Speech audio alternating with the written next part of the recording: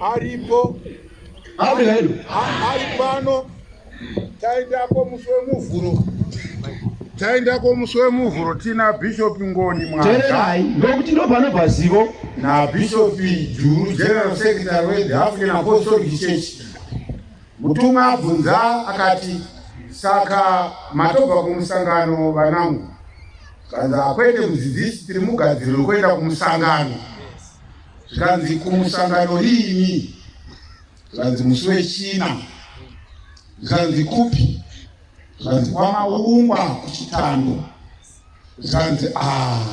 ko zvino ini ndiri kubva kupi izvezvi Afrika yedu zvikanzi namufundisi Kasima mudzidzisi munopota muchibva panapa muchienda muchinobatsira vanhu muchidzoka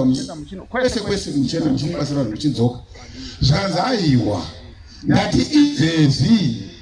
zvamapinda imimi muchipinda munomu ini ndiri kubva kupi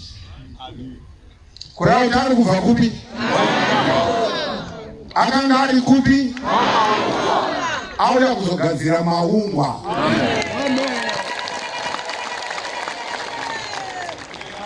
Afrika yedu ndoba nemufaro wedu weziva no latest no current news kuti auya pana apaze kuti zvake zvakavinga pana pa mutumwa akatouya nazo saka chiteera chiparidza otakura zvako dzokera nazvo kumusha Afrika yedu akavata mukai aisingwe kuwata mishano watakudzimba kwanzi ko ini ndiri kubva kupi handi maita hatauri hachatauri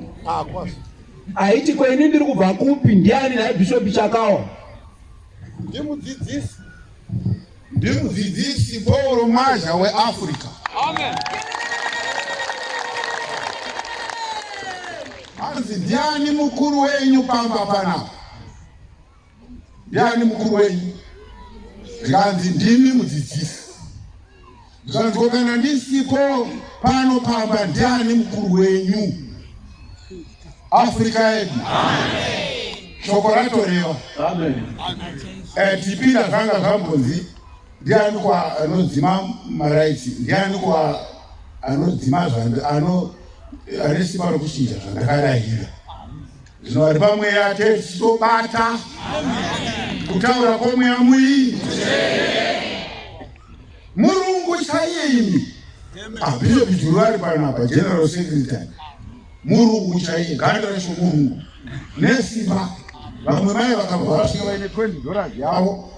vakati ndine chipo changu mudzidzisi zvanzi havagoni kutaura havagoni kudeedzera ndobva vadeedzera ndine chipo changu mudzidzisi zvikanzi haunzweka Afrika yedu